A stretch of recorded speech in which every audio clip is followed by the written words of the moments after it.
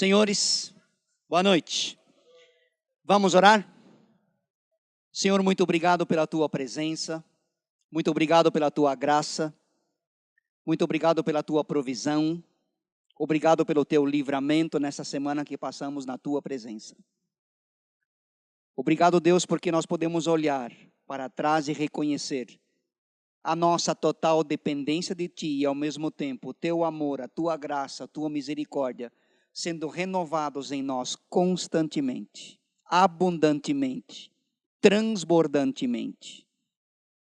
Obrigado, Pai, pela Tua palavra e pedimos que a Tua unção esteja presente em cada um aqui e em cada uma das outras salas onde a Tua palavra estiver sendo ensinada.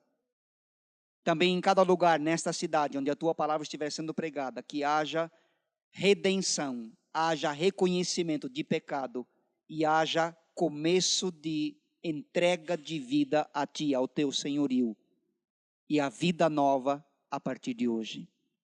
Ministra, Espírito Santo, aos nossos corações e que esta nossa comunhão, esta nossa aula seja verdadeiramente honrosa a Ti, em nome de Jesus. Amém. Foi entregue para os senhores a aula número 5, penúltima aula. Semana que vem vai ser a última aula e na outra, dia 14, vai ser a prova. Na prova, no dia da prova, dia 14, não tem aula, não tem matéria nenhuma, só a aplicação do teste. Tá certo? Lembrando que leitura de Hebreus, 30 pontos. Versículos decorados, 10 pontos. Valor do teste, 60.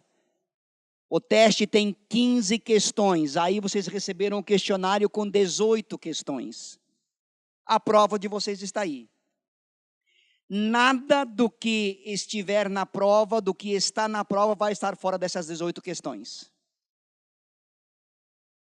Agora, eu acho que eu vou trazer pirulito na semana que vem, viu?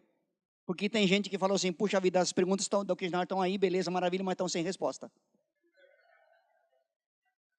Sabe o que vocês parecem? Ô tio, trouxe pirulito hoje. Vai fazer o quê? É perdoável, né? É perdoável. Tá? A lei do menor esforço. Vamos deixar como é que tá para ver como é que fica, né? Pessoal, tentem responder esse questionário. Se houver alguma dúvida, por favor, entre em contato comigo. Por gentileza. Tá certo? Qualquer dúvida, na semana que vem, alguns itens do questionário vão poder ser mais esclarecidos.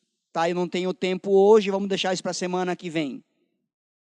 Então, vocês têm o número do meu WhatsApp, vocês podem entrar em contato comigo. Inclusive, na semana passada, eu mandei para uma boa parte da sala as respostas, a aula preenchida, a aula 4 preenchida. Certo? Se alguém ainda tem dúvida, por favor, não vá embora sem conversar comigo, porque ficou alguma coisa sem preencher da aula 4. Então, se você tiver esse problema, por favor, eu não tenho o WhatsApp de todos da sala, por isso que eu não mandei para todo mundo. E nem vai ser postado no site da igreja. Então, se tiver alguém com alguma necessidade de responder a aula 4 ou alguma aula que tenha tido dificuldade para preencher, fale comigo. Me passa o seu número de WhatsApp ou então para alguém aqui da sala que recebeu essa aula. Tá certo? Eu creio que a grande maioria recebeu. Tá? Então, vocês têm que se ajudar mutuamente para não sobrar só para o professor aqui.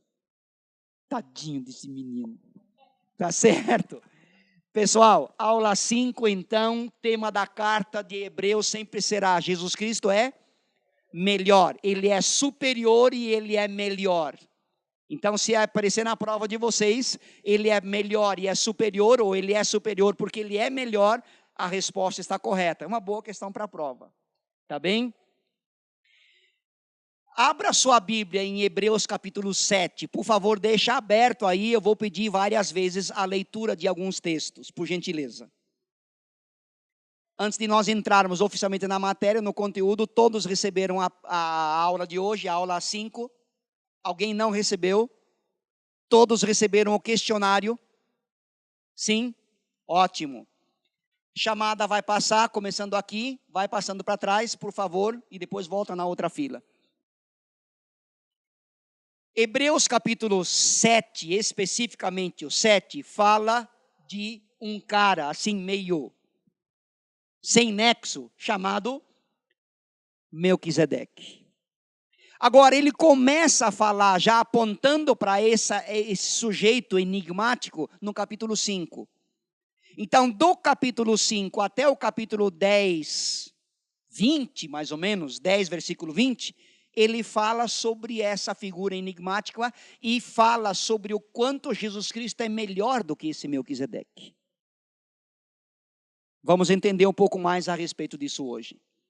Agora, para entendermos, Abraão é bisavô de um cara chamado Levi. Levi era filho de quem? Jacó. Abraão é avô de Jacó. Jacó é filho de Isaac. Então Abraão é pai de Isaac e é avô de Jacó, de Esaú, e consequentemente ele é bisavô de Levi, que era um dos filhos de Jacó. Por que eu estou frisando isso? Abraão foi aquele cara escolhido por Deus aos 75 anos de idade para começar uma nova nação. E a Bíblia literalmente diz, ele já era desfalecido. E para piorar ainda mais a situação, nós já comentamos sobre esse fato histórico, a esposa de Abraão, Sara, com 65 anos, era estéril. Quem começa uma nova nação, um novo reino, um novo império, um novo povo, com alguém com 75 e alguém com 65 anos sendo estéril? Tem que ter criatividade. Claro que Deus é o comandante de todas as coisas, e ele sabia que podia contar com Abraão. Agora, esse Abraão que Deus falou para sair da terra de Ur dos caldeus, daquela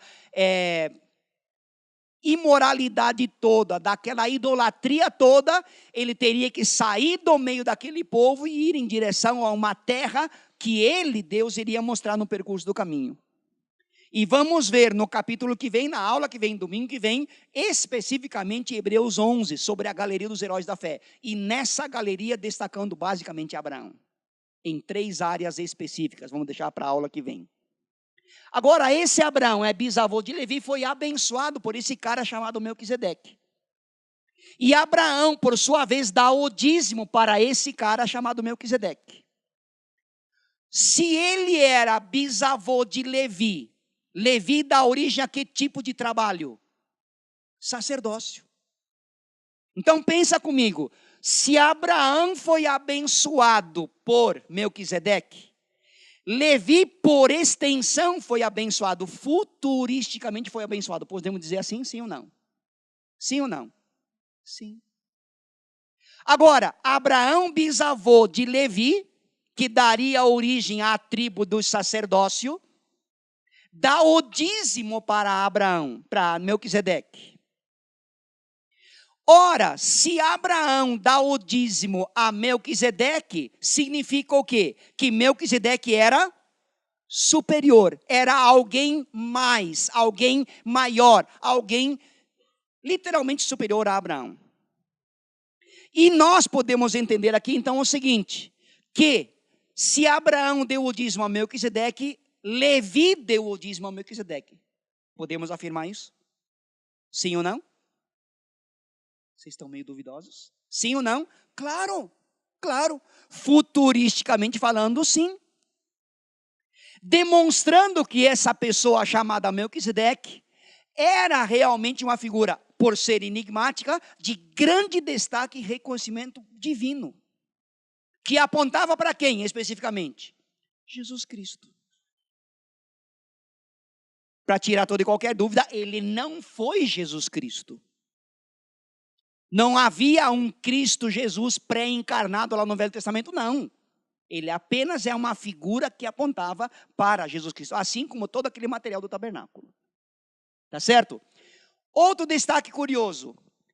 Abraão tinha em si, no seu corpo, a promessa de ser portador da semente divina. Desde o Éden, Deus disse para Eva, de ti nascerá alguém, e aí vem através de Sete.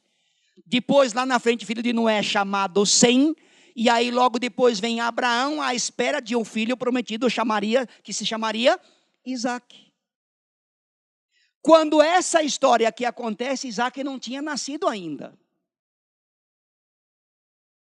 Portanto, Abraão sendo portador da semente divina, que culminaria lá no período intertestamentário, em José e Maria, que daria a luz, que geraria essa semente divina, prometida por Deus, desde o jardim do Éden, para Eva, através de Eva e seus descendentes. Culminando, então, como nós dissemos, na vinda do Messias, e ali recebeu a bênção de Melquisedeque. Abraão foi abençoado por Melquisedeque. Quem é maior? Quem recebe a bênção ou quem dá a bênção? Quem é abençoado ou quem dá a bênção? Quem é abençoado é maior? Menor. É menor. Quem é abençoado é menor. O abençoador é maior. Certa feita eu vi num congresso de pastores, o palestrante daqueles que deveria palestrar aqueles pastores foi à frente. Ele daria a palestra, várias palestras naquela semana.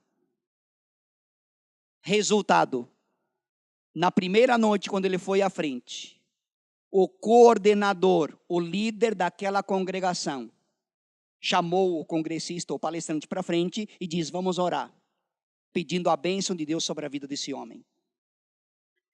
E o palestrante foi à frente e se postou em oração, em posição de oração, não sei se oração tem posição, mas enfim, né? E o cara começou a orar, o pastor daquela congregação, onde estava acontecendo o congresso. O palestrante interrompeu a oração dele. Capitão, vem aqui. Obrigado. Aquele palestrante interrompeu a oração do pastor. Os irmãos me permitem. Agora ore. Abençoando a minha vida. Eu pergunto para vocês, o que vocês acham que aconteceu no resto do congresso através desse homem, que seria o palestrante? Obrigado, meu irmão. O que significou essa posição? Humildade, submissão, reverência, obediência. Ele não era daquela cidade, ele não era daquela congregação, ele foi lá para assistir um grupo razoavelmente grande de pastores. E ele pediu a bênção, ele colocou a mão do pastor daquela congregação sobre a sua cabeça, porque para esse congressista, para esse palestrante, que era famoso já pelo Brasil inteiro, para ele, aquele pastor daquela congregação era superior a ele. Então, tudo aquilo que seria dito naquela semana para aqueles pastores veio de intervenção divina, diretamente. É isso que Abraão faz aqui. É isso que Melquisedeque faz aqui. Ele abençoa Abraão. Então, como nós, muitos aqui fizeram quando eram pequenos, bença pai, bença mãe. Né? Ou teu pai dizia, meu filho, bença eu? Acho que não, né? Papai sempre vai ser maior, dando a bênção, dizendo a bênção, pronunciando a bênção. Credenciais de Melquisedeque e Cristo. Como eu disse, pedi para vocês deixarem a Bíblia aberta em Hebreus capítulo 7. Tá? Abraão recebeu, isso está escrito em Gênesis capítulo 14. Aliás, Melquisedeque só é mencionado 3 vezes na Bíblia. Em Gênesis 14, onde está essa história, que nós vamos entrar aqui agora, e Salmo 110, versículo 4, talvez um pouquinho mais no versículo 5, e depois Hebreus capítulo 7. Nunca mais se ouve falar desse cara. Abraão, lá em Gênesis 14, recebe a notícia de que Ló, seu sobrinho, havia sido sequestrado e os sequestradores estavam cobrando resgate.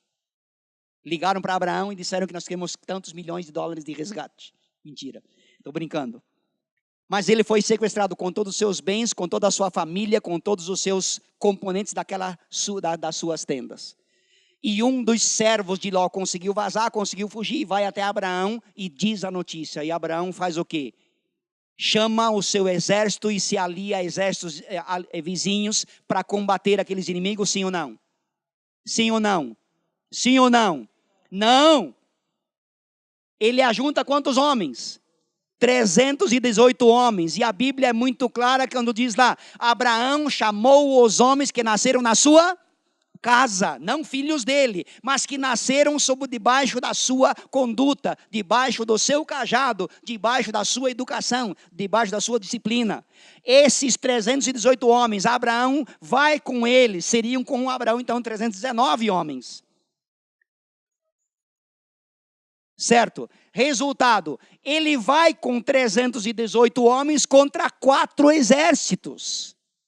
E a Bíblia é muito clara quando diz o quê? E ele dá um cacete naqueles 4 exércitos, vence, recupera Ló, todos os seus bens, e não só recupera Ló e os seus bens, os seus familiares, as suas barracas, as suas tendas, mas ele pega todos os despojos do inimigo, daqueles 4 exércitos. Isso era comum, era de praxe acontecer. Quando o exército era derrotado, eles geralmente fugiam, quem sobrava era fujão, e o exército que havia atacado pega os despojos para ficar com eles. Agora, Abraão volta para casa com os despojos dessa batalha, e aí alguém vai ao encontro dele, nome do cara, Melquisedeque. Agora, com uma curiosidade, Melquisedeque vai de encontro a Abraão, trazendo 2 produtos, quais? Pão e vinho. O que é isso? Produto da ceia, isso eu sei. É o que eu tomei na ceia, domingo retrasado, também, né? Por que é que esse homem trouxe pão e vinho?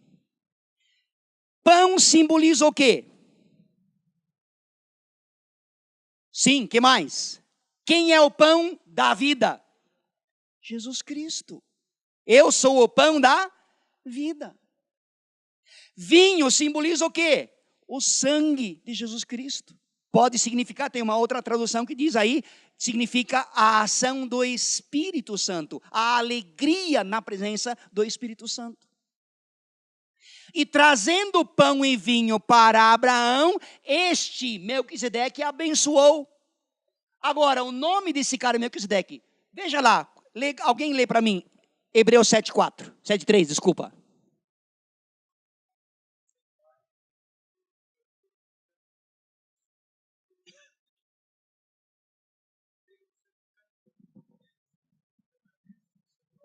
Amém.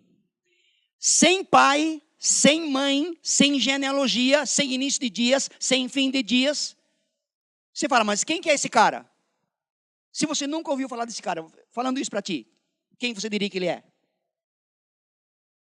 Pode falar. Claro, é Jesus Cristo. Em carne e osso é Jesus Cristo. Sem pai, sem mãe, sem genealogia, sem princípio, sem fim, etc. Todos os homens da Bíblia, quando são chamados para um cargo específico, para um ministério específico, diz lá na Bíblia, você pode verificar isso, principalmente na parte dos patriarcas, que é a matéria nova que vai chegar na próxima bateria, na última desse ano. Fulano de tal, filho da mãe, o nome da mãe, filho da mãe é meio interessante, né? Filho da mãe, o nome da mãe era tal, o nome do pai era tal, o nome do avô era tal, o nome do bisavô era tal. Então vinha a genealogia. E aqui diz, não tinha genealogia, nem princípio de dias. Só esse homem não nasceu? Nasceu, claro que sim. O que eu quero dizer, o que o autor de Hebreus está dizendo aqui é, não tinha genealogia, nem princípio de dias, nem fim de dias, sem pai, sem mãe, dentro da linha hereditária de Abraão. Ele não era judeu. Ele não tinha ligação com o povo judeu, se bem que ele era rei de uma cidade chamada Salém. Salém justifica que cidade hoje? Shalom. Shalom no hebraico significa paz. Ele era rei de Salém, a antiga Jerusalém, ou Jerusalém.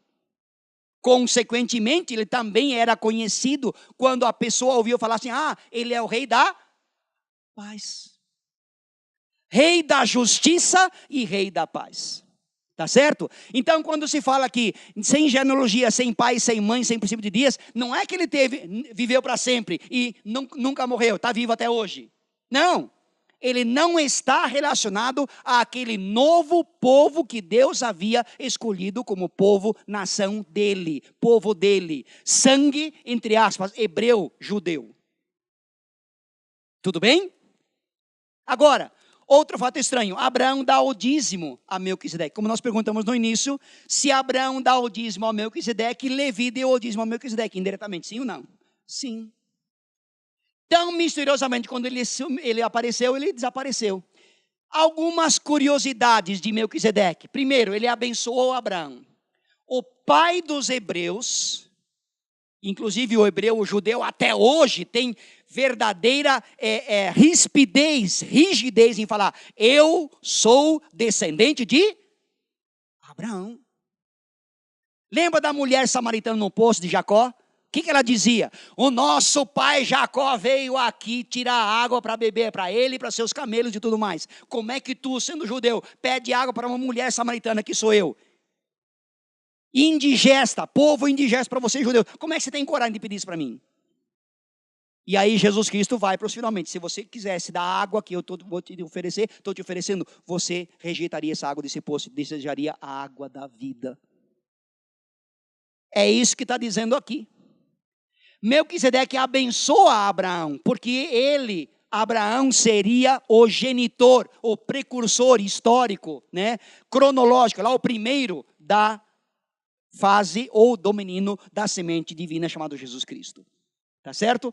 Outro destaque, Melquisedeque, como já dissemos no versículo 7 e 2, diz, ele era rei. Significado do seu nome, Malik ou Malak no hebraico, significa rei. Sadik ou Sedek significa justiça, ou rei da justiça. Então, Melqui ou Malik, Sedek, rei de justiça, rei de paz. Lembra que nós falamos, Salém seria hoje Jerusalém. Isaías 9:6, quem lembra?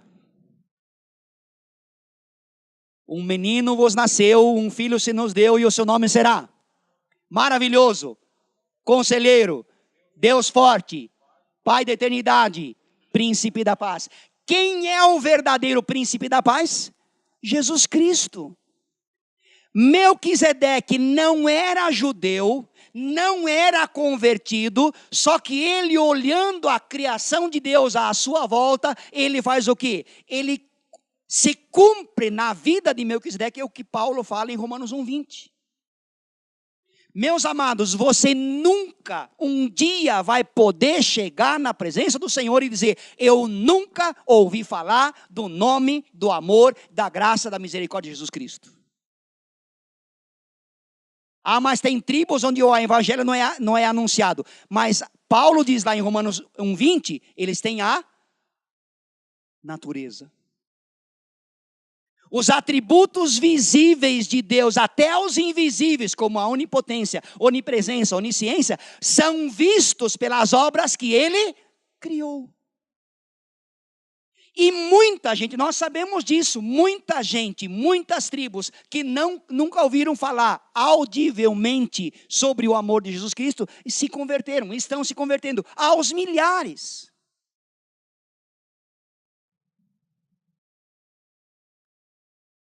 Ouvi um testemunho de um missionário, ele veio para a América do Sul, norte-americano, ele veio para tentar aprender a língua nativa. E esses dias atrás foi comemorado o seu 60º. 60 anos trabalhando nessa mesma tribo. Traduziram a Bíblia. na língua do povo nativo daquela região. E a esposa dá o seu testemunho e ela chora, e ele entra, continua no testemunho dela dizendo: nós não temos ideia quantas tribos vizinhas vieram nos pedir, por misericórdia, queremos conhecer esse Deus de amor que vocês estão anunciando. Mostra como.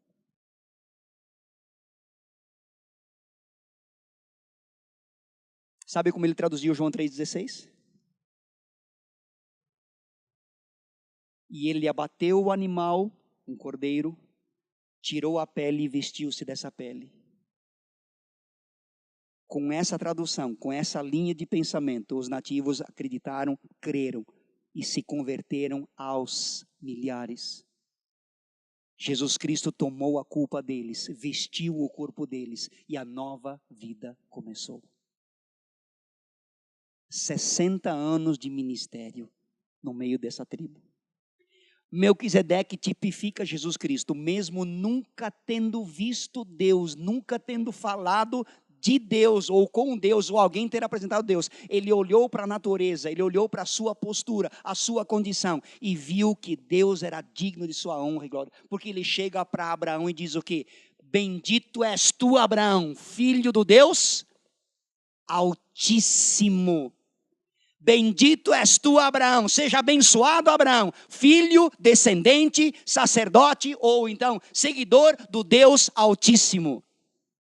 Isso se revela o quê? Intimidade. Mesmo não tendo ouvido falar, ele revela essa intimidade.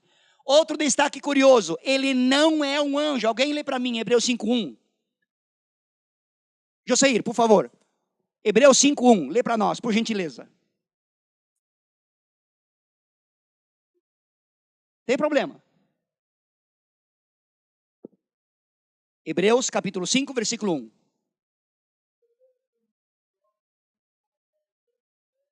Opa, peraí. Todo sacerdote é tomado dentre os homens. Então, Melquisedeque era o quê? Sacerdote do Deus Altíssimo. De acordo com vocês, continua lá, meu amado.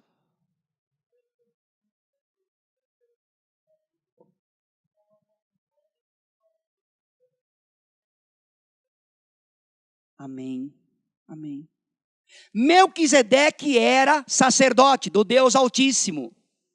Resultado, não sumo sacerdote, mas sacerdote. Alguém de confiança do Senhor, a quem Deus constituiu. Deus lhe ensinou a ser. Agora, no início do versículo, o Joseir leu, é tomado dentre os homens, ou seja, não podia ser anjo. Você consegue imaginar a legião, as miríades e miríades e miríades de anjos em volta do trono da graça do Senhor, dizendo: Senhor, dá uma chancezinha só, para a gente ir lá no Brasil e arrebentar com esse negócio da imoralidade chamada, etc e tal. Hã? E Deus vai dizer o quê? Jesus vai dizer o quê? Não.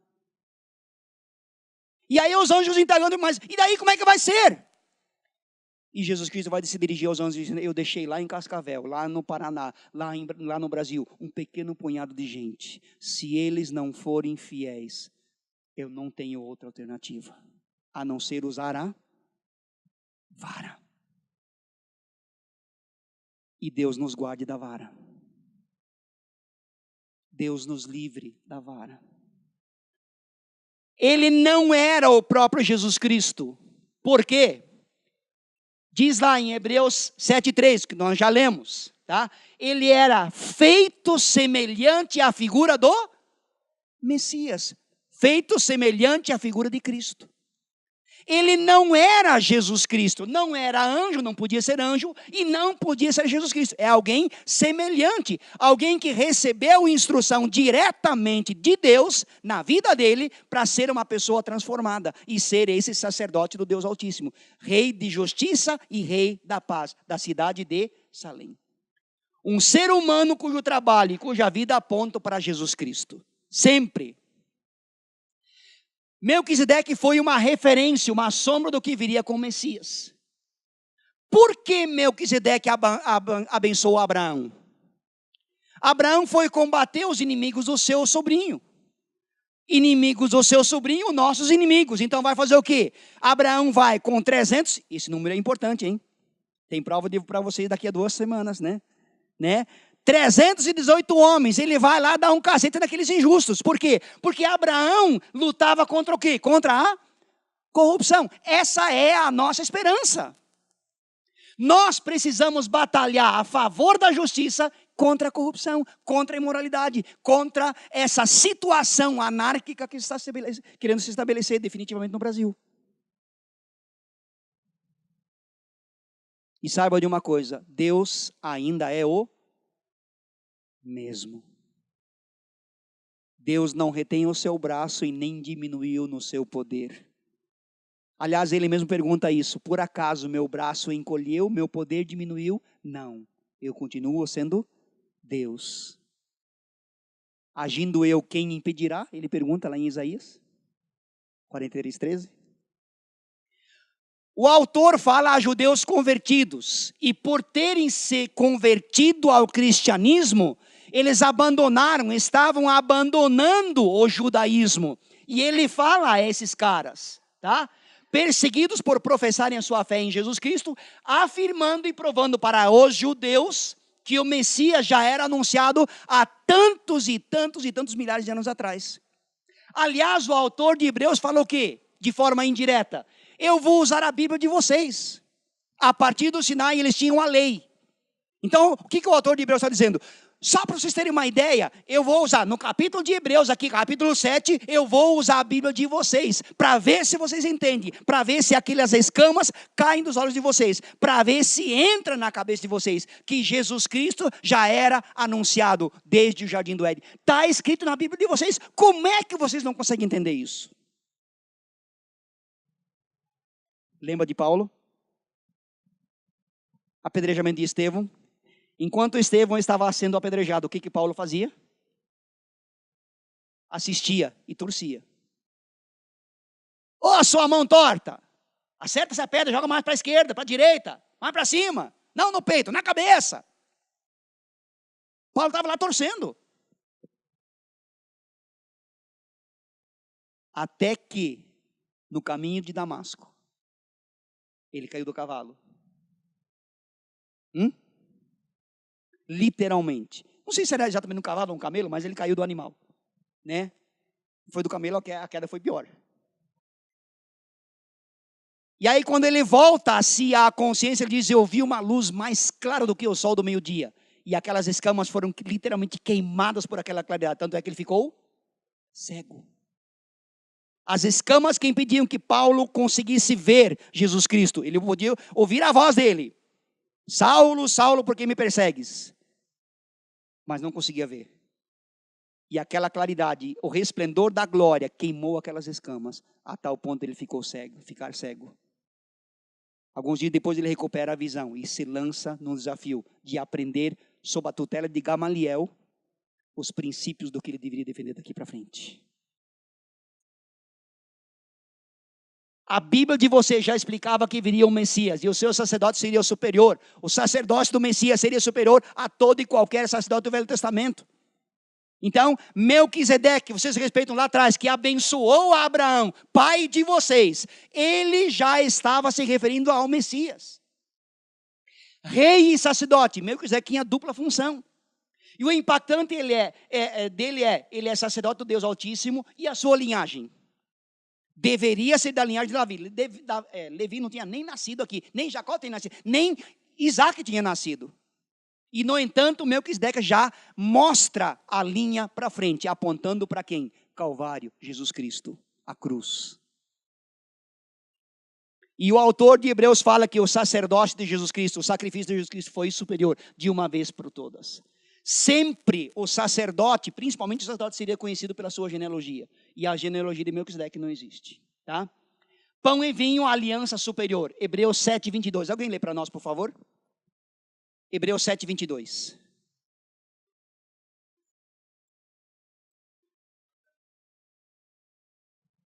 Amém. Aliança superior. Irmã, lê 8:6, por favor. 8:6.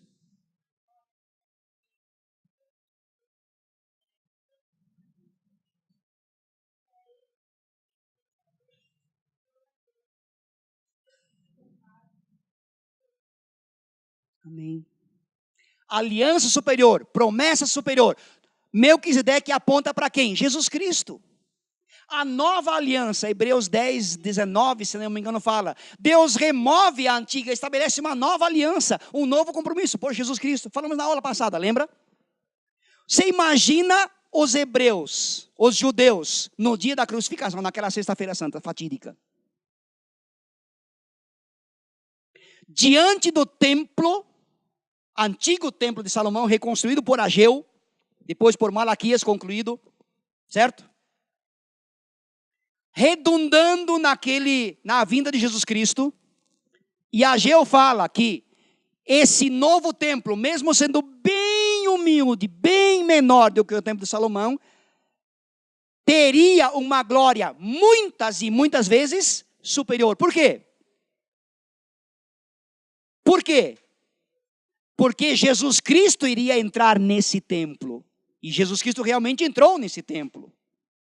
Agora, de repente, quando Jesus Cristo fala, está consumado, depois de pagar os meus pecados, o valor dos meus pecados. Aliás, pagou para quem? Para Deus, pagou para Deus, não para o capeta. Nunca deveu nada para o diabo, nunca, absolutamente nada. E nem você, nem eu, nem nós devemos nada para o capeta. Porque a Bíblia diz lá, Paulo diz lá em Colossenses, o escrito de dívida que era contra nós foi cancelado, foi rasgado, foi inutilizado e cravado na cruz por Jesus Cristo. Romanos 8:1, nenhuma condenação há para os que estão em... O diabo pode te condenar, pode te acusar? Claro que pode, ele é acusador. Essa é a feitura dele, essa é a fatia dele, essa é a personalidade dele. Mas a acusação dele contra ti não tem fundamento, porque está anulada. Oh, glória! Outro destaque, ele não só abençoa Abraão, mas exalta o Deus Altíssimo, chamando de Deus Altíssimo ou Senhor Altíssimo. No hebraico, El Elyon, o Deus mais sagrado, mais santíssimo, maisíssimo que existe em todos os sentidos. Abraão dá o dízimo como despojo, como oferta, como gratidão pela bênção que ele recebe de Melquisedeque. Como o autor de Hebreus apresenta então Melquisedeque como um tipo de Jesus Cristo, como um tipo de Messias, como o reino do Messias, um reino de justiça e de paz, tá certo? E o nosso sacerdote, nosso sumo sacerdote Jesus Cristo é superior a Abraão, a Levi, a Melquisedeque, a tudo, porque é isso que Hebreus diz. Por isso que desde a primeira aula nós colocamos, o tema da carta de Hebreus é, Jesus Cristo é superior, é maior, é melhor, tá certo? Os hebreus, como já dissemos na aula de hoje, afirmam ser descendentes de Abraão. Então o autor tenta facilitar dizendo, vocês não podem retornar ao judaísmo, porque se retornarem ao judaísmo, vão ter que se acostumar de novo a algo inferior. Vocês experimentaram, vocês provaram o que é melhor, vocês provaram o que é superior. Por que agora retornar ao judaísmo? Então vale a pena sofrer a perseguição, mas permanecer fiel ao novo Senhor Jesus Cristo da vida de vocês. Eu não consigo conceber a ideia de alguém que viveu boa parte da vida consagrado ao Senhor, dependente do Senhor, adorando ao Senhor, servindo ao Senhor, e de repente fala assim, não quero mais. E volta para o antigo padrão, volta para o mundo, volta a praticar os antigos sistemas. Falamos várias vezes aqui nas nossas aulas, várias igrejas hoje, em pleno século 21, reavivaram para eles, não para nós, reintegraram nos seus cultos objetos do templo, do tabernáculo, que foram banidos pelo sacrifício de Jesus Cristo. Meus amados, isso é muito mais sério do que a gente imagina. Quando a gente vê essas igrejas, entre aspas, chamadas judaizantes, praticando esses atos, esses gestos, essa homenagem, como eles dizem, ao Senhor, eles estão dizendo literalmente, o sacrifício de Jesus Cristo não foi suficiente. Precisamos fazer algo para emendar. E, no entanto, a Bíblia diz, desde o Jardim do Éden até aqui, apontando para Jesus Cristo, depois que o sacrifício estava feito, quando Jesus Cristo falou da cruz, está consumado, os judeus estavam diante de um véu rasgado de alto a baixo. aquele mundo judeu, agora com o Santo dos Santos escancarado, e olhando de longe, e às vezes até com medo, colocando o braço para olhar um pouquinho por cima, um pouquinho por baixo, para ver a Arca da Aliança, que era símbolo da presença da glória de Deus, olhando para aquele objeto, com medo de serem fulminados. Pergunto para você, você entraria no Santo dos Santos com o véu rasgado? Entraria? Após o sacrifício de Jesus Cristo? Lá naquele dia, naquela sexta-feira santa, você entraria? Hã? Não. Lá naquele dia, naquela sexta-feira santa. Ninguém entraria. Tanto é que no período intertestamentário, diz nos livros dos Macabeus que o sacerdote tinha uma corda amarrada à barriga, ao ventre, e nos pés, nas pernas, tinha sininhos, para que ele andasse fazendo barulho. Se o barulho cessasse, tem que puxar ele para fora, porque ele estava morto. E ninguém podia entrar lá para tirar o cadáver. E o cadáver não podia ficar lá. Então, até que o novo sumo sacerdote viesse, teria que ficar lá dentro. Então, eles puxavam o corpo fora, o cadáver fora.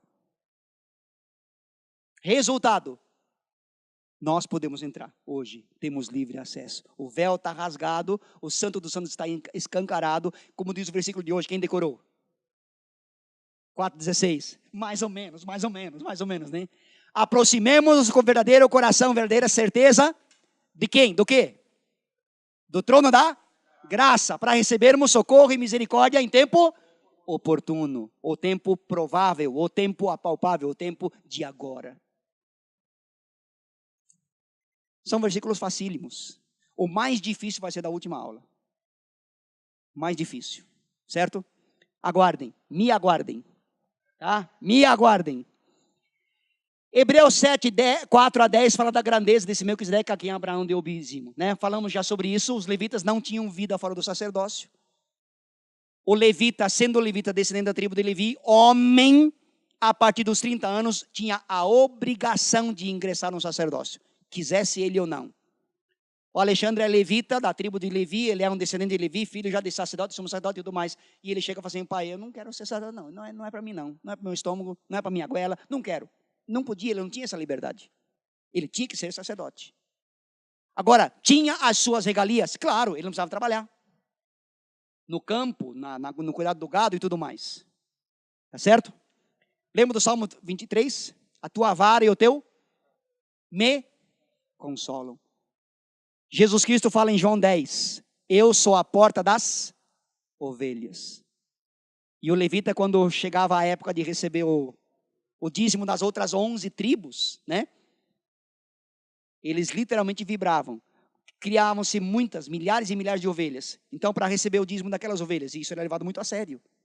Então, abria-se o portão, a portinha estreita, para a ovelha passar, uma por uma. E o dono, mais alguém, contava. 1, 2, 3, 4, 5, 6, 7, 8, 9, 10. Na 10ª, ele pegava a vara, que era mergulhada numa tintura vermelha, e batia nas costas. Encostava nas costas da ovelha, para deixar a marca. Essa é separada. 1, 2, 3, 4, 5, 6, 9, 10, marcava. 1, 2, 3, 4, 5, 6, 9, 10, marcava. As ovelhas marcadas eram levadas para os levitas. Eram deles. Podiam fazer churrasquinho, costelão de chão, etc. e tal. Tá certo? Quando interrompia a contagem, chegando no 10, ele colocava o cajado para impedir a ovelha a entrar. Por isso a tua vara e o teu cajado me consolam. Então, em relação à opção, né, as 11 tribos pagavam o dízimo para os levitas de tudo aquilo que eles colhiam, daquilo que eles tinham feito e ganho naquele ano, naquele mês. A tribo sacerdócio de Levi era impedido pela morte e substituídos hereditariamente. Com Cristo se diz o quê? 7, 21 e 22. Alguém lê para nós, por favor. Hebreus 7, 21, 22. Amém. Preste atenção. Quem jurava para o levita ser sacerdote? Alguém jurava?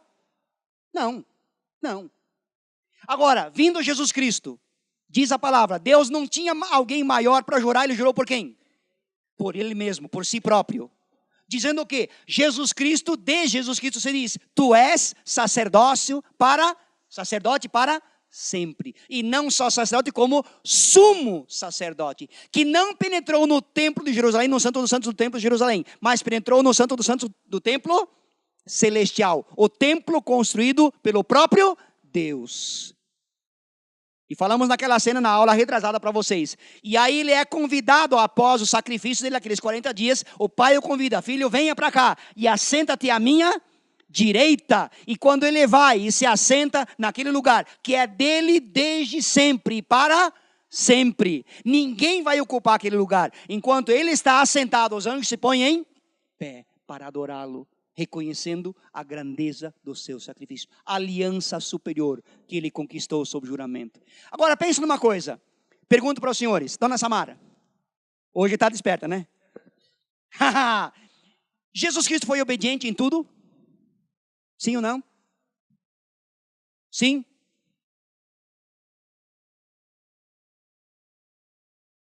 Quando a gente ia disciplinar um filho, nosso filho, e disciplinar o Tiago, né? Aí ele falou: papai, por favor, perdoa, tá? Perdoa eu. Eu prometo, eu nunca mais vou fazer isso de errado, tá? Por favor, me perdoa, tá? O que você faria? Meu filho, a desobediência foi feita, o castigo foi declarado. Eu vou aplicar a disciplina em ti. Depois a gente conversa. Porque se ele continuasse mais um minuto pedindo perdão, eu ia conceder o perdão. Com certeza. Agora eu pergunto, Jesus Cristo foi obediente em tudo? Vocês responderam sim.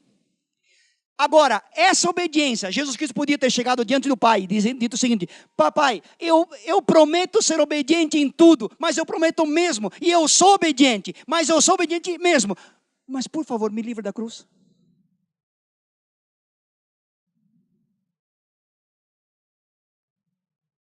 Ele foi obediente ou não? Foi obediente ou não? Foi. Paulo diz em Filipenses 2, obediente até a morte e morte de cruz.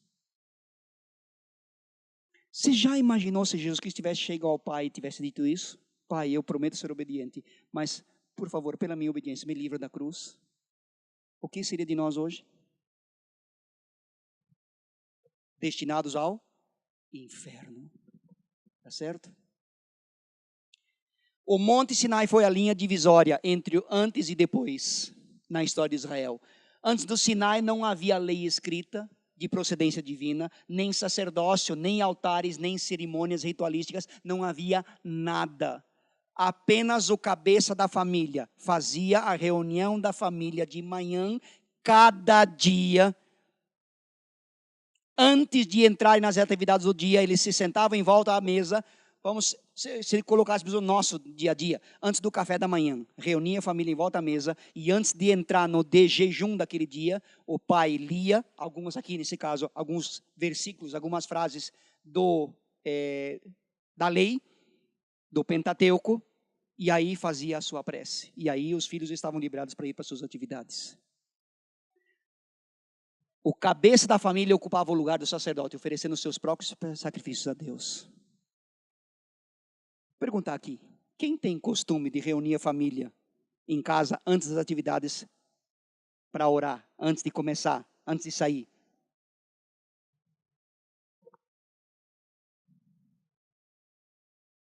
Aleluia. 2, 3.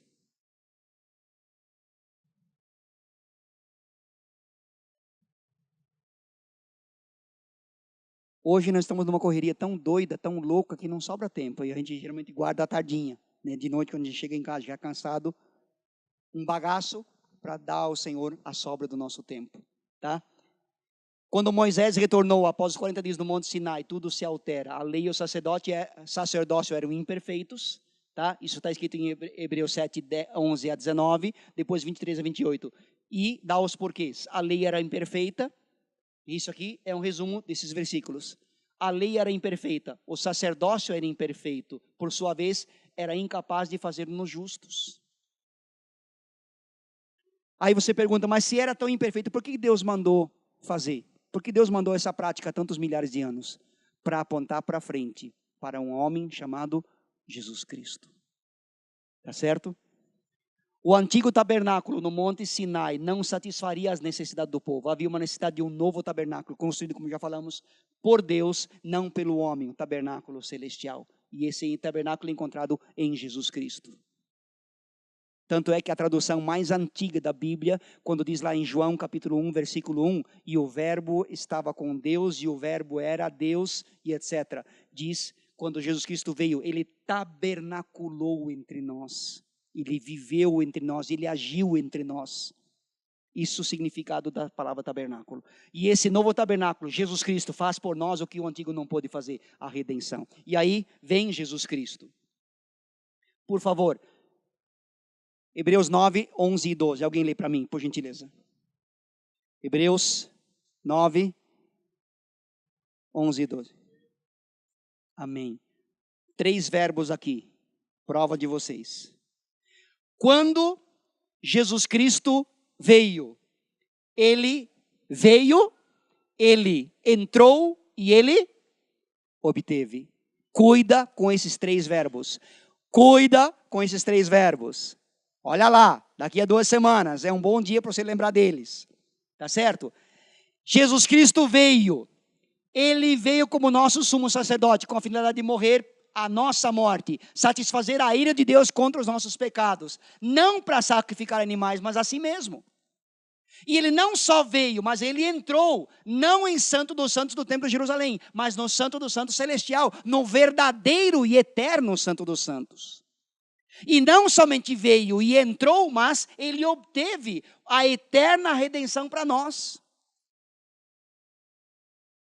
Mais uma vez, cuidado com esses 3 verbos. Ele veio, ele entrou e ele obteve. Essa é a posição de Jesus Cristo. Tomem cuidado com isso. O sangue, então, era o principal ingrediente do sacrifício. Denominamos isso de expiação. Porém, isso tinha a ver com o homem exterior. Todos os sacrifícios do Velho Testamento, eles visavam o homem exterior. Nada, nenhum sangue de qualquer animal conseguia mexer com o homem interior. E agora eu pergunto, como se muda o homem interior? Para Jesus Cristo, já era colocar o dedo na ferida diante dos fariseus, Mateus capítulo 15. Tá? Ou seja, essa contaminação interior ficava intocada pelo sacrifício animal. Por mais e mais de milhares e miríades de animais sacrificados, não se mudava o interior humano.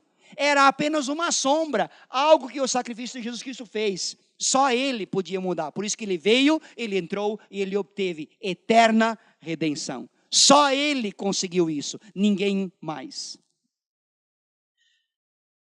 Continuando, todos os sacrifícios da antiga aliança, todos os utensílios do tabernáculo apontam para Jesus Cristo. Temos apenas um só mediador. Paulo fala isso a Timóteo. Jesus Cristo, homem. O resto é beco sem saída. Lembra da pergunta que eu fiz agora para vocês? Se Jesus Cristo tivesse dito para o Pai, eu prometo ser obediente, mas me livre da cruz, nós estaríamos hoje num beco sem saída, indo a passos largos para o inferno. Mas ele foi obediente até a morte e morte de cruz, por minha causa, por nossa causa. Tá? E por isso, por essa obediência, sendo ele o mediador, eu posso entrar e acessar o Deus Santíssimo, ou Santo dos Santos, não porque eu mereça, mas por méritos do próprio Jesus Cristo.